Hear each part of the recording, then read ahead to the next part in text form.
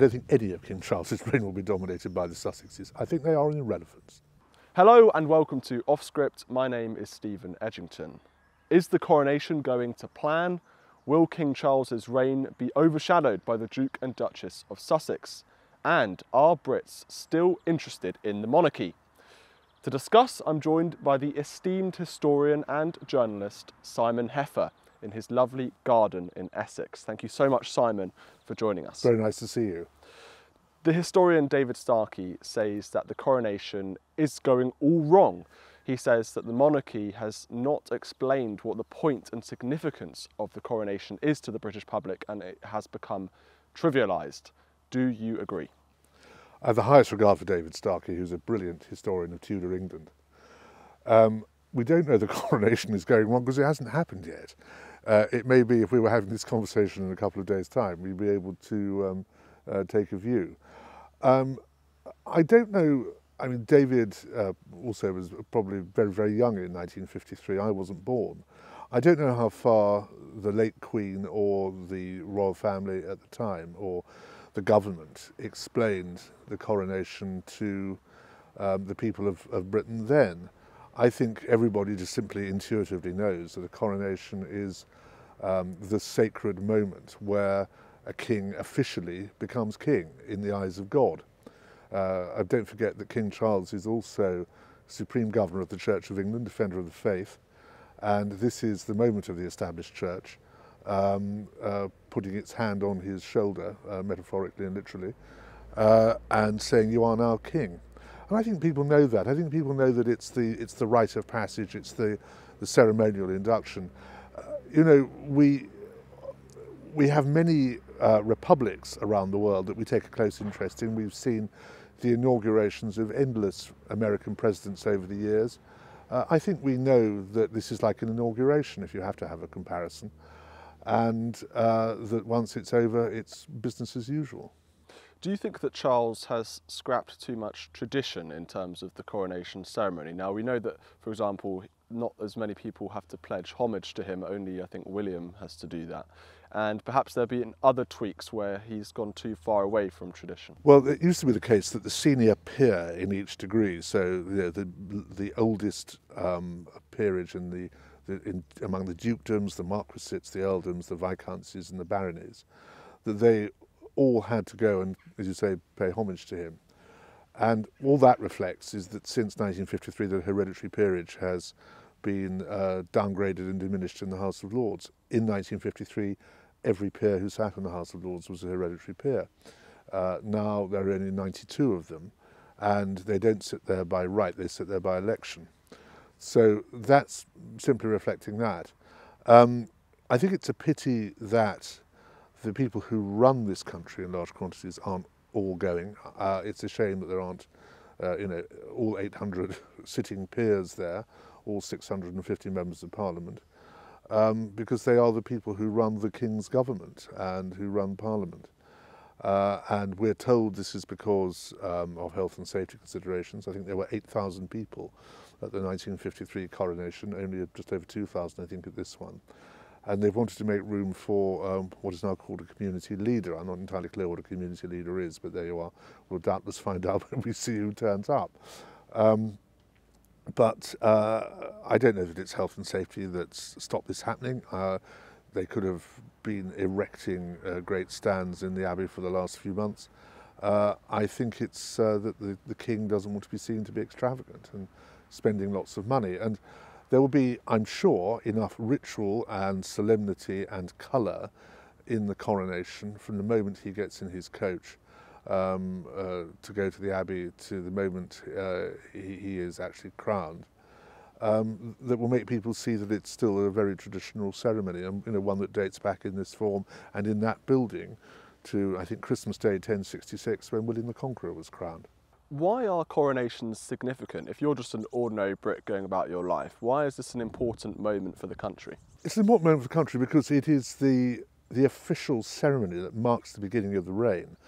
Although the moment the late Queen died last September, King Charles became king, this is, again, to use an American word, his inauguration. This is the moment when it's officially signed, sealed and delivered that he is the king. And that is a very formidable and important moment in our history. There hasn't been a coronation for 70 years. I wasn't alive, I'm getting on a bit, I wasn't alive when the last coronation happened. And I think something like 5/6 of the country wasn't alive when the last coronation happened. So it is a big deal. And, you know, it's become very fashionable in advance of these royal events, such as jubilees in recent years, to say, oh, no one's going to turn up. I remember being told by the editor of a newspaper in 2002 that no one was going to turn up to the Golden Jubilee, and it was swamped. I'm absolutely sure the coronation is going to be a really key occasion, and all the opinion polls where people are saying, oh, well, you know, no one's going to turn up, no one's going to be interested, they'd all rather go and wash their hair for the afternoon. It's not going to happen. People will be watching, people will take notice of it, and the thing is, people will remember it all their lives. The last coronation, as you say, was 70 years ago, 1953, obviously the late Queen's then coronation. So this was a big moment for Britain. Britain had just come out of the war, obviously, rationing, etc. People wanted to see this brilliant display. And also I think it's the first coronation where you have television cameras and the whole world can sort of enjoy this huge moment for Britain. Can you talk about maybe some of the similarities, differences between that coronation and now? I know, for example, that the procession is going to be a lot shorter for King Charles than it was for the Queen. Yes, and what's always amused me most in terms of anecdotes about the last coronation was that when the government were planning it in the winter of 1953, Churchill was horrified at the thought of it being televised. He said it may be watched by men in pubs with their hats on, which I thought was a wonderful line. No one wears hats anymore. I'm sure there'll be men in pubs and women in pubs watching it, and it's a great thing. I think the acceptance of television and broadcasting and the way that this will bring it into every home. I mean, again, we've got stories from 53 of entire streets of people crowding into one room in one house because that was the house in the street that had the television. Everybody's got about 5 televisions now. So it'll be, there might not be the community spirit that there was last time, but it's going to get to many more people, and many more people will watch it and absorb it and think about it.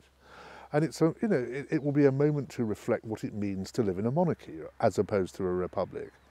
And I think, again, that's something that the King has wanted to do with this coronation, that rather than make it a feast of extravagance and have 8,000 people there and have a really long procession, he just wants to make the point that the monarchy is a working institution in this country. It's not ornamental.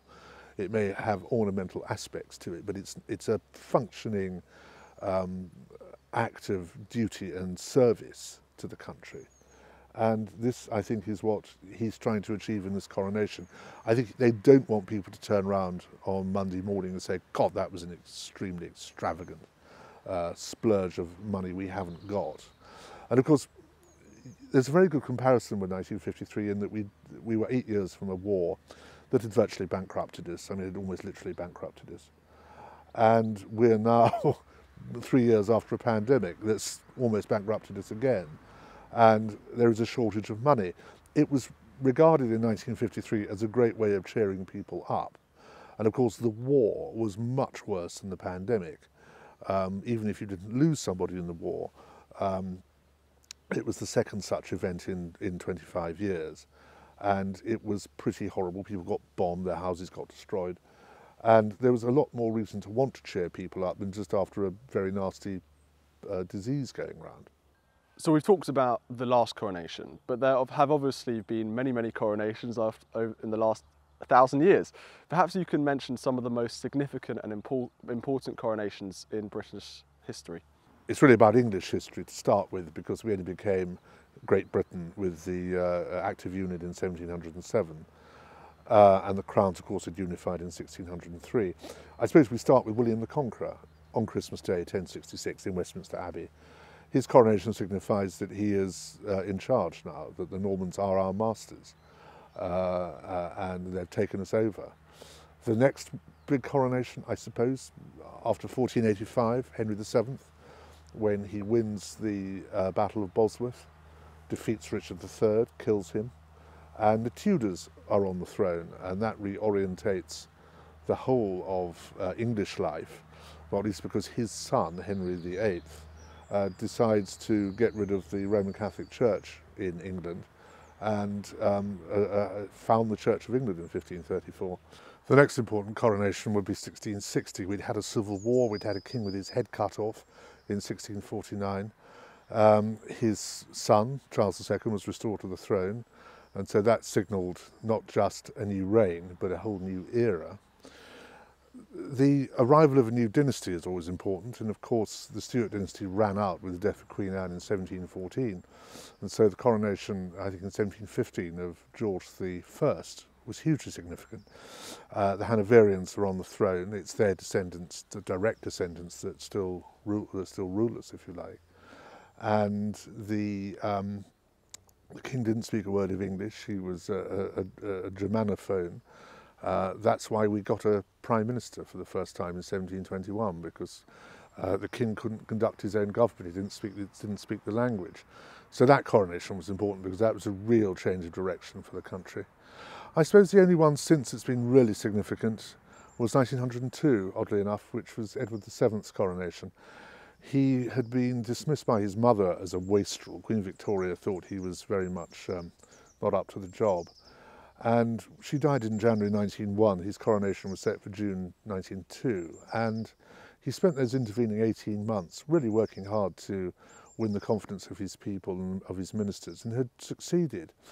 And then hours before he was due to be crowned, he was stricken with appendicitis and the coronation had to be postponed. It happened 6 weeks later on the 9th of August, and people looked at it to say, well, you know, is the king actually up to it? Is he going to keel over directly after the coronation? And if you like, it was a way of him demonstrating that he was actually fit to do what he had to do, and he reigned for 8 years. He didn't have a long life or a long reign, but he became very popular and gave his name to an era. And so that coronation was really a demonstration that he wasn't dead yet, if you like, and that he was capable of getting on with life. Some very important lessons for King Charles there. Do you think that ordinary Britons are still interested in the monarchy, still interested in the coronation? And what about the international reception? I saw a poll saying that 40% of Germans are planning to watch the coronation live. I think it's very fashionable for some people in the media to say that the public aren't interested because that fits in with their own agenda. You know, there are a lot of people who have a progressive, democratic, republican view.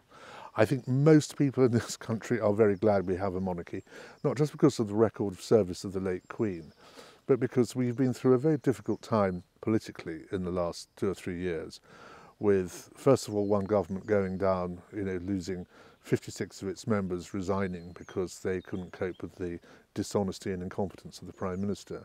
And then a government that only lasted 48 days, I think, or 49 days, because of the utter incompetence of that Prime Minister. And I think that people look at the monarchy as a form of not just continuity, which the constitutional historian Walter Bagehot famously said it gave to the country, but also because it manages to convey a sense of stability and trust. And I think at the moment our politicians are probably less trusted than at any stage in my lifetime. And, you know, having lived through the Wilson and Heath years, one saw politicians that really weren't very well trusted. I think now we're at a real nadir, and I think that's something, or a very important thing, that makes people look at the monarchy and think that they're very lucky to have that central figure, that figurehead in our lives. And what about the international interest? Do you think there is interest abroad?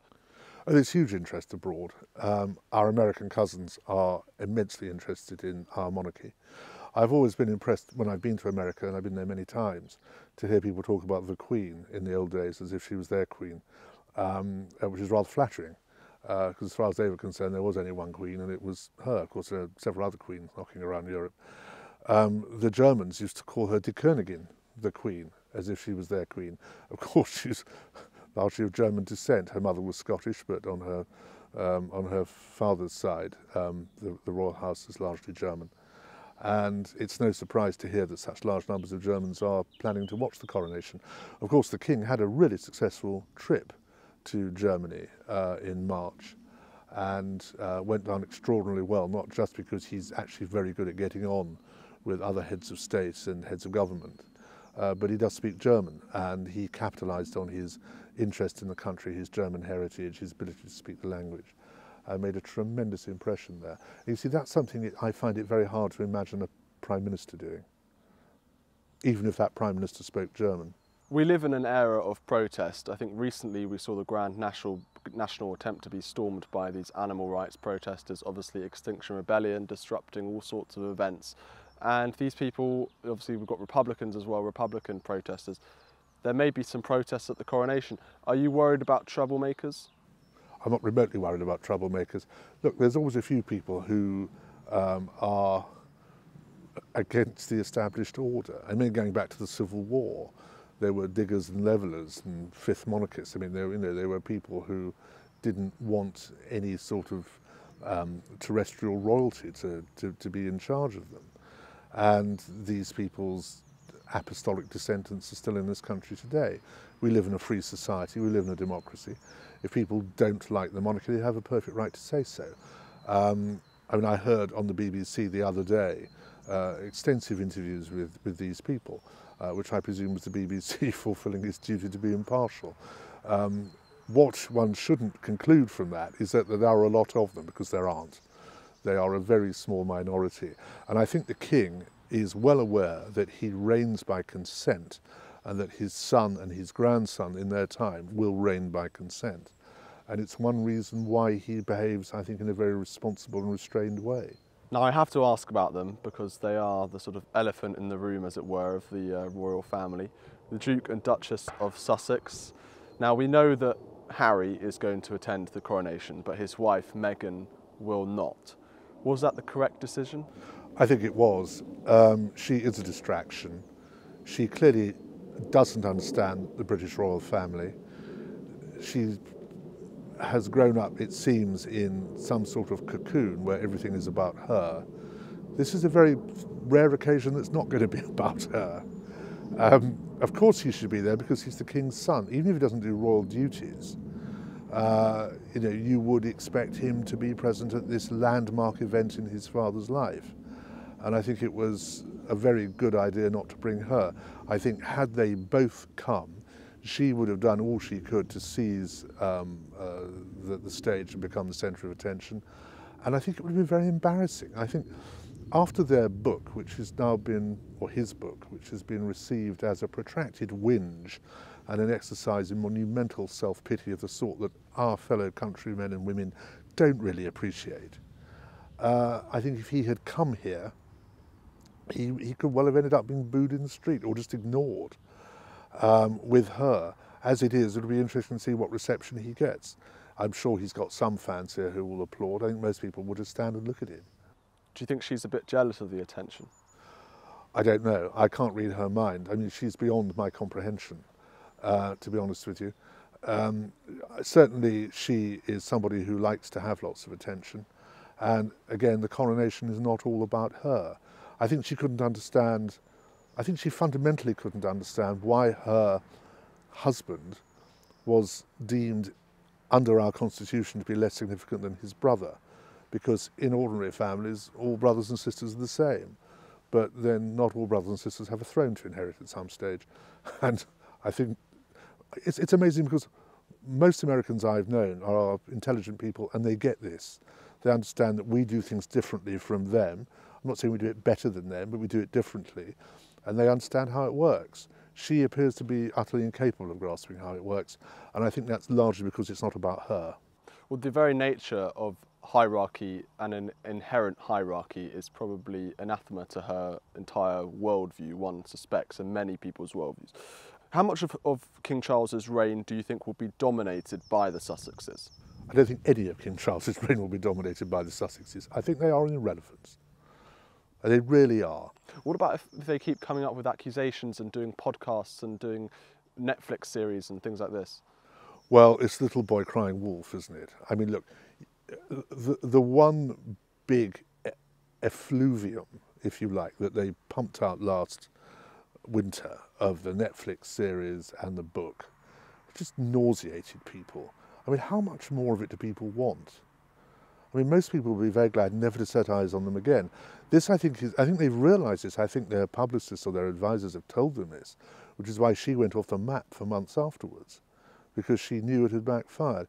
When you get South Parked, as I believe the verb is, when you get South Parked, you know you've really made a mess of things. Now, King Charles himself has come under some scrutiny for his decisions over cultural issues. So obviously we mentioned in our last interview about the dropping of Lady Susan Hussey, who was accused of racism because she asked someone where they really came from, and this was apparently some sort of racist statement. And of course the other thing that's happened more recently is King Charles and the monarchy, the sort of institution, have agreed to investigate the monarchy's links to the slave trade. And this has been a big victory for the Guardian newspaper. So do you think King Charles will be King Charles the Woke or something? I'm glad you say it's a great victory for the Guardian newspaper, which itself was founded on the money of slavers. I mean, look, I'm concerned that the King has done this for two reasons. I think some of the people he's chosen to do it, if you look up their records, what they've written about this sort of thing, they're only going to come to one conclusion, which is that the royal family of the time, and we're talking, you know, the Royal Africa Company was founded 365 years ago, that the royal family of the time, you know, did not, by our present standards, behave well. The British royal family has done so much for the Commonwealth, for the people particularly in the West Indies, who are descended from slaves. I don't think that anybody in his or her right mind can accuse the royal family, certainly not the late Queen or any of the present generation, of being racist.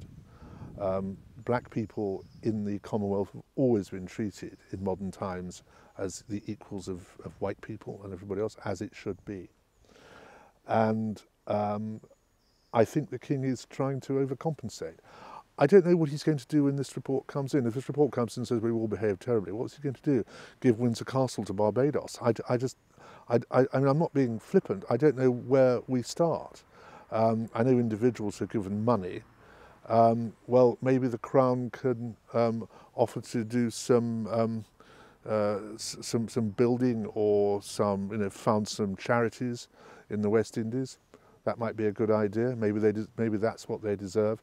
But it's a very dangerous business to get in and start apologising for things that were done centuries before you were born, and apologising for things you have not done yourself and you don't agree with yourself, and indeed appall you yourself. And this is why I found it so depressing when he was Prime Minister. Tony Blair was always going around apologising for things that were done decades ago or centuries ago. It doesn't make sense, it's not logical, it's not rational, it's purely sentimental. And that isn't to understate the horrors that people went through in those times. But I'm afraid history is full of really vile and unpleasant things, and that is one vile and unpleasant thing. We did lead the world actually in abolishing slavery from 1807 onwards. You know, William Wilberforce did a pretty good job. And he was an Englishman, as far as I remember. And, you know, we played our part in ensuring that this iniquity was ended. And I don't know what else there is to apologise for. Well, quite. And someone like George III, he wrote against the slave trade, but, you know, and this was quite progressive for his time. And there have been many monarchs, I think, who you know, after the 1807 decision were very, as I said, very progressive on this issue. And it's an odd one because some people are demanding reparations from the royal family for their links to the slave trade, and this kind of encompasses a wider debate around Britain's role in that. I mean, should the royal family, as you say, be giving money to the Commonwealth and be giving money to these countries, or isn't there more sort of a balance sheet where we also scrapped it, but we also introduced it, if you see what I mean? Well, don't forget we still have a significant overseas aid programme, and it's all very well to say that we behaved abominably and exploited economically these people. Unquestionably we did, I'm not arguing with that. But we have, over recent years, had a really quite substantial overseas aid budget, much of which has gone to countries that were affected by the slave trade. And if you look at the balance sheet of the British Empire, in the end, I'm not sure we made a great deal of money out of it. Maybe some individuals did, but I think the state in general didn't. I mean, one reason we were so keen to get out of India from the Great War onwards was because we simply couldn't afford it. We were losing money hand over fist in having to administer such a vast country that was more than capable of administering itself. But there's a broader point, isn't there, of why do we have to take responsibility for the actions of people hundreds of years ago who are dead? And there's also a double standard, because there are many, many people who were involved in the slave trade, including against people in Britain. There was white people in Britain who were taken away by the Barbary pirates and things like this. And so many African kings and tribes were involved in enslaving their own people. So why aren't reparations being demanded from them? I agree entirely. The activity of African chiefs, aristocrats, if you like, kings, tribal leaders, in assisting the slave trade by supplying people they didn't like the look of and having them sent abroad, that was equally iniquitous. It takes two to trade. You know, I think that we just went to Africa and rounded people up against their will. They were sold to us. And look, it's an iniquitous trade. I'm not remotely defending it. But it took two to tango, and we do forget that. And of course it's absurd to apologise for things that your forebears did. I mean, look, we're now friends with the Germans. My father and grandfather spent a large part of their youths shooting Germans, or trying to shoot Germans. Should I go and find a German in the street and apologise to him for what went on? It's mad. You can only be responsible for your own actions. You can't be responsible for what people did beforehand. It is nonsense. If you weren't there, if you didn't do it, if it wasn't your motive force that made it happen, you've nothing to apologise for. You can say, I regret that my country did this, but to start taking personal responsibility for it is bonkers. So does King Charles risk alienating certain conservative parts of the country? I would say a lot of the country who say, look, we've had enough of apologising, we've had enough of looking into the slave links. I think it depends what he does in response to this. I mean, if he says, I'm going to give a vast amount of my own personal money to a charity in the West Indies to try and make life better for descendants of slaves there, that's his choice. If he starts trying to get state money to go there, that's going to cause a lot of difficulties. And I don't think he can. Why do you think he is? I mean, well, first of all, do you think he is sort of going too far in this direction? And if so, why? I wouldn't have done it. I think in his role as head of the Commonwealth, it's quite legitimate for him to say, just for a matter of record and for the avoidance of doubt, that he deeply regrets what happened all those centuries ago and dissociates himself and his country from it entirely. Why he feels the need to go further and have an investigation into all this when we all know what happened anyway, and it's not a great chapter in our history, I can't see the point. It's like self-flagellation. I think he's doing it because he's bending over backwards to show that he is not a racist and that he's conforming with the vogue for identity politics. That vogue, I hope, will pass. And I do hope that when this thing reports, which I believe is not until 2025 or 2026, he will react in a temperate rather than an intemperate way to what it concludes. So perhaps it's not just Charles who has been vaguely woke in some ways. Obviously we know Harry is very woke, but there's maybe one other Windsor who you might want to mention who perhaps is going down this path. Well, I think much of the drive is in the next generation, and I think Prince William has to look at his own views of how to right wrongs before doing too much more of it.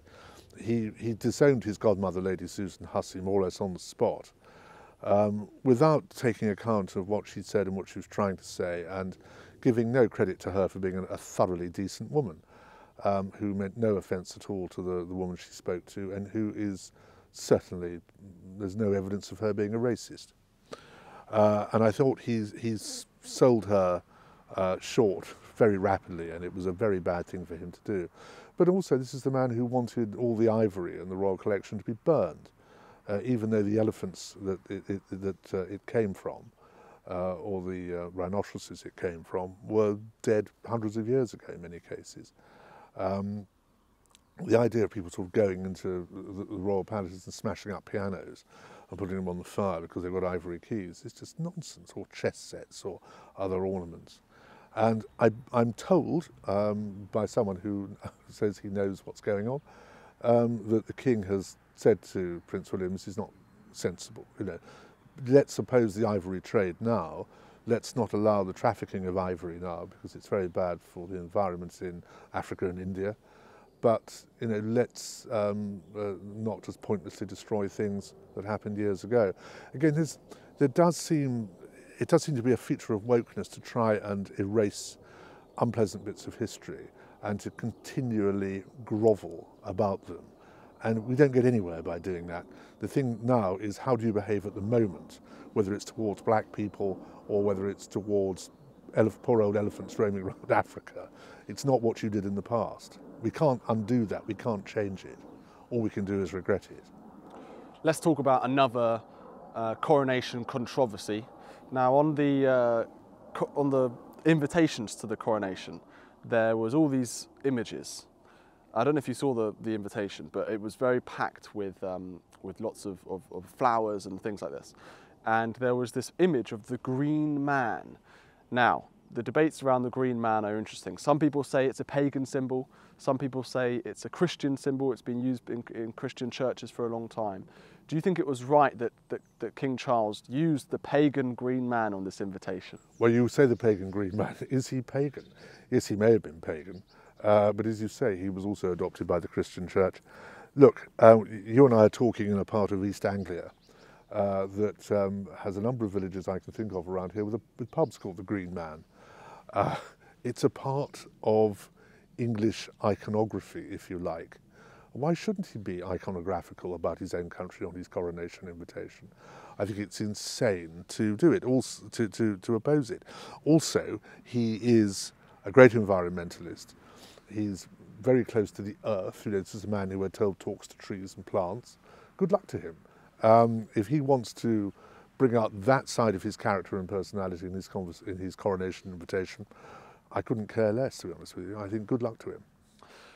Linking in with this controversy, so basically you've got Conservatives in the UK who are a bit concerned that Charles is going too far away from Christianity, and he's going too far to try and represent all faiths. So there's this controversy over defender of the faith, defender of the faiths. Do you think it's right that Charles is trying to represent all of modern Britain, all faiths? We're a multicultural country now. This is quite unique in terms of him becoming king to a multicultural Britain.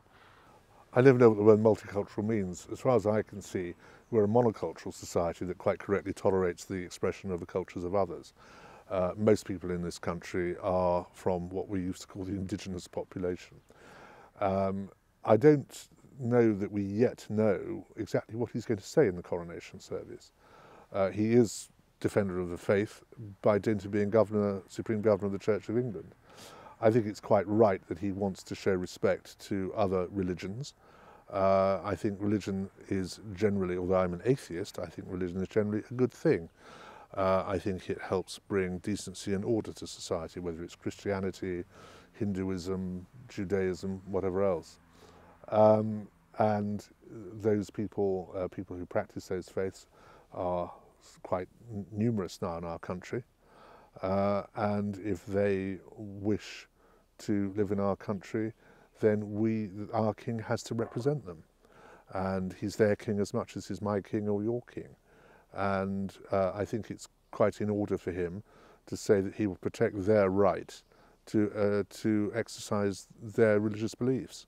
Do you think that he is too obsessed with this idea of multicultural Britain? I mean, trying to represent everyone. I mean, there is an argument to say, well, actually, if you're proud of our traditional values of Christianity, I mean, as you say, he's the head of the Church of England, if you show yourself to be culturally, I don't know what the word is, but culturally sort of, as I say, proud of our values and our identity, it's a lot easier for people to integrate into the country.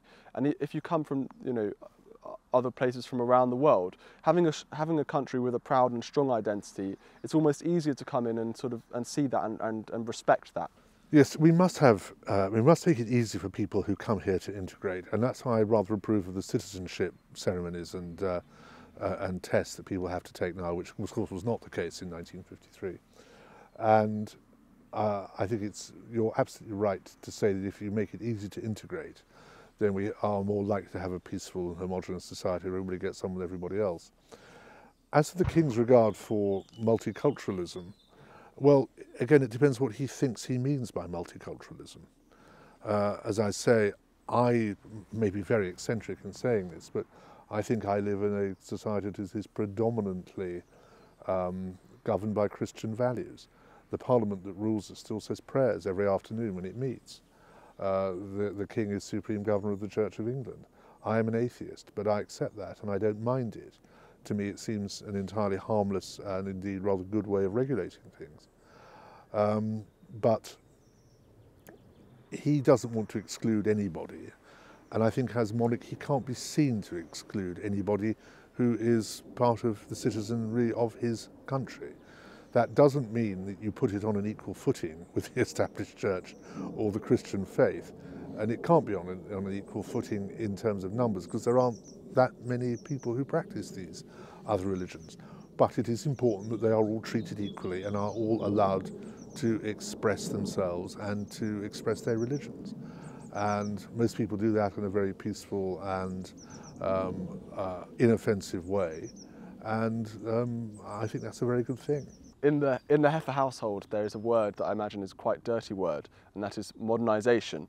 And do you think that the monarchy should modernise? Do you think that there's too much of a push to modernise? Well, again, it depends what we mean by modernisation. It's like multiculturalism. People use these words to mean all sorts of different things. I'm a tremendously modern person. I use a computer. I've got a satellite television. I have a mobile telephone. These things are all very modern. If you mean by modernising that the monarchy perhaps should be less rigid and less formal, there may be something to be said for that. I think it's a generational thing. The late Queen grew up in an era where there was great formality, and her father became king in very difficult circumstances after the abdication of his brother. And I think it was very important to emphasise in those years before the war his own personal dignity as monarch, and I think she learned a lot from that and from her grandfather. But our king is of a different generation. He lives in a different society. It's a less deferential society, which is probably a good thing. And I think that if he behaves in a less rigid and formal way than his mother, that's no bad thing.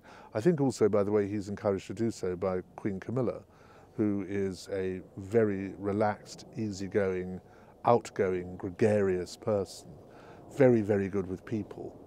And I don't doubt that in the 18 years they've been married, he's gone on engagements with her, and they've seen, he's seen how well she operates with the general public, and maybe he's learned something from it, that you can relax.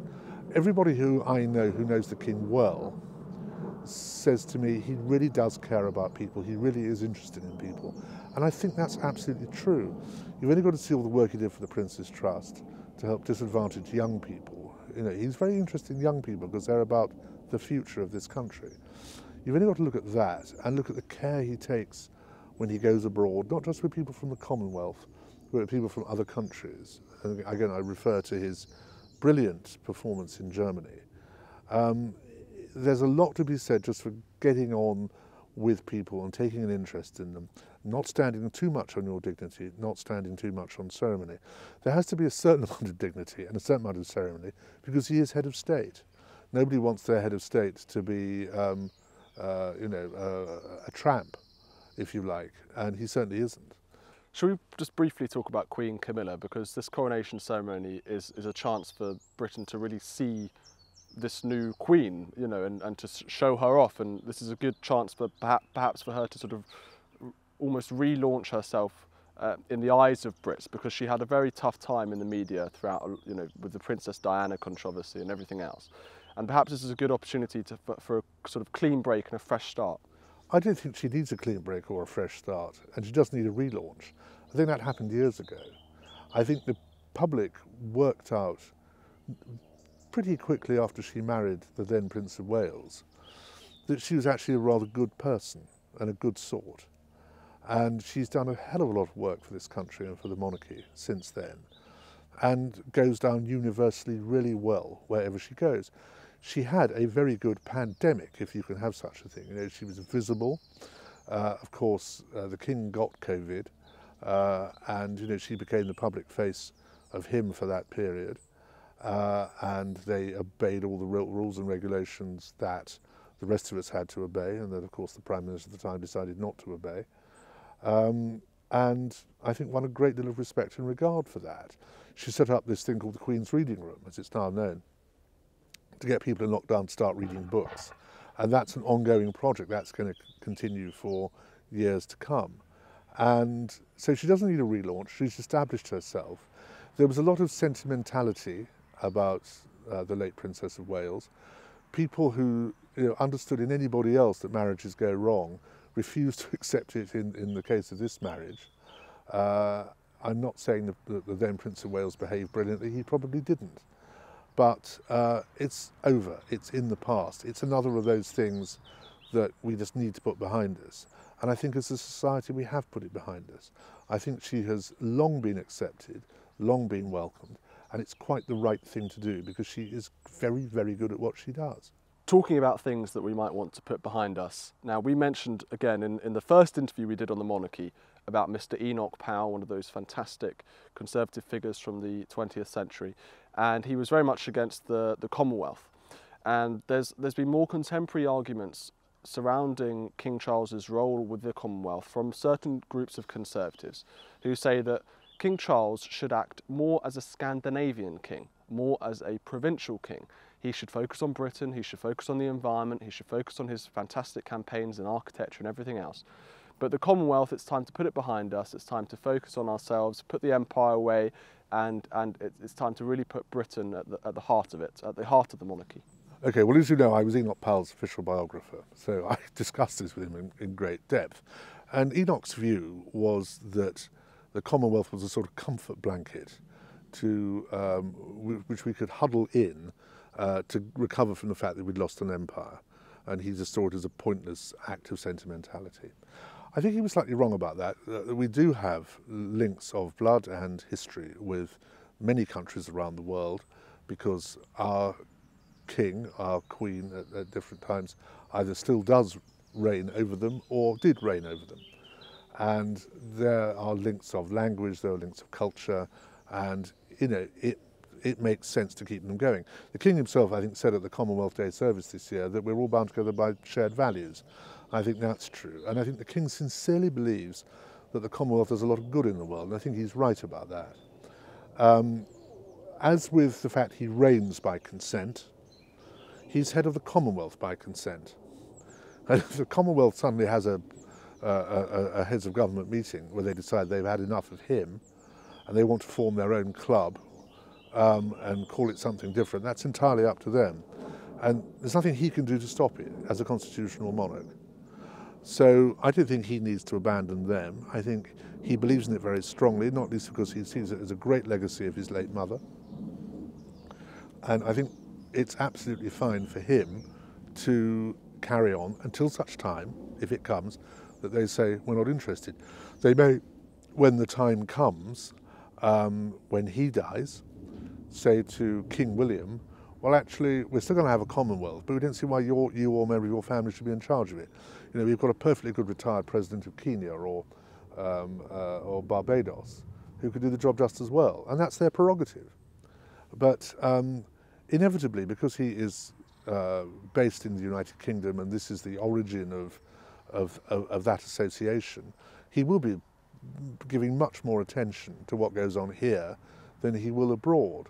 But there's nothing wrong with the Commonwealth inherently, and there's nothing wrong with him playing the role he plays in it. We live in a very unstable world. Horrible things have been happening in the last 18 months in Europe, particularly obviously the Russian-Ukraine war. There's a lot of instability and rivalry.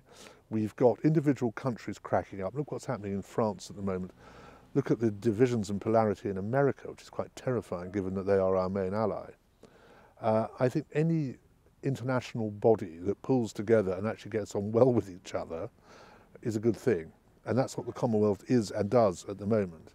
And I think the king is a very valuable and intrinsically important part of that. Do world leaders respect Charles? Unquestionably.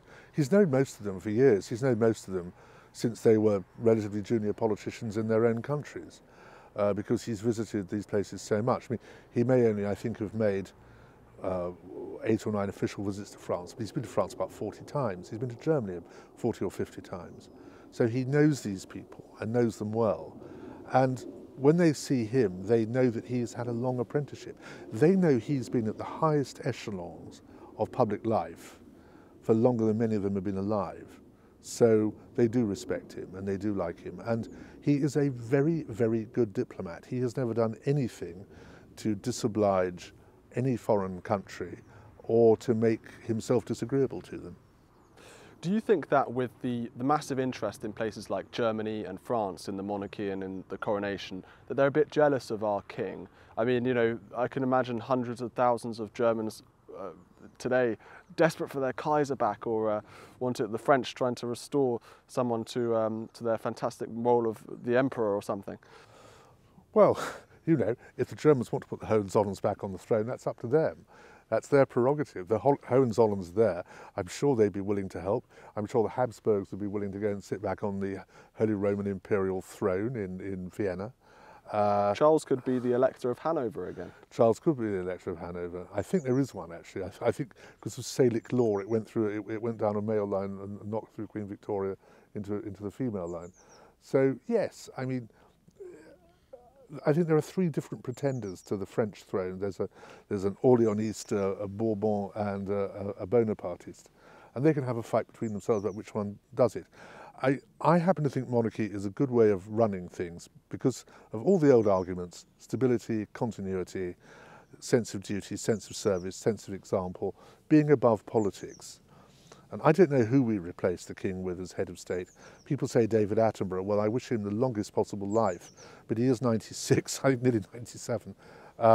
He might not be around for very much longer with the best will in the world. And you know, I don't know who we'd find, but it would be some superannuated politician, I imagine, who most people would find detestable. Have you ever been tempted by republicanism yourself? I've never felt the slightest temptation to republicanism. Partly because I've been writing about politics now for nearly 40 years. And while I've met some very admirable politicians, I've met many more unadmirable ones. And I just don't think it would be any better. I think having a political head of state would not necessarily solve any of our problems. I don't think it would be any cheaper. I don't think it would get us any more respect in the world. It wouldn't improve our democracy. It wouldn't strengthen our rule of law. What's the point? What's the point? I can see that people who are motivated to be Republicans in this country are generally motivated by a sense of anti-elitism, anti-hierarchism. I don't share those things, really. I'm quite happy with the idea of elites and hierarchies. I think most Conservatives are, and that's not to say that, you know, there can be no social mobility, that, you know, we're all condemned to stay where we were born. But I think in a society that offers as much opportunity as ours, there isn't any problem with the monarchy. If anybody wants to serve their country at a high level, they can become Prime Minister. And they really do have the power. The king has no power. The king is a figurehead. He's a symbol of our nation. But I think it is good that there's a check and balance on a Prime Minister. And I wish I could live long enough, I won't, to read all the papers of the late Queen and see some of the notes that she might or might not have made about her relationship with Boris Johnson and some of her other Prime Ministers, because I think that would be interesting. I often wonder whether she ever told Boris Johnson to behave himself, because she would have had absolutely every right to do so, constitutionally and morally. And I think it's good for there to be some check and balance on absolute power. And when you see things that have gone wrong in recent years in France, in America, where the role of head of state and head of government are combined, it's fatal. I hope if we ever do have a republic, we never combine the roles of head of state and head of government. But someone is yet to make a powerful case why an elected head of state in a republic would be a superior form of government and leadership to the one we have at the moment. Thank you very much, Simon, for joining us. Thank you for asking me.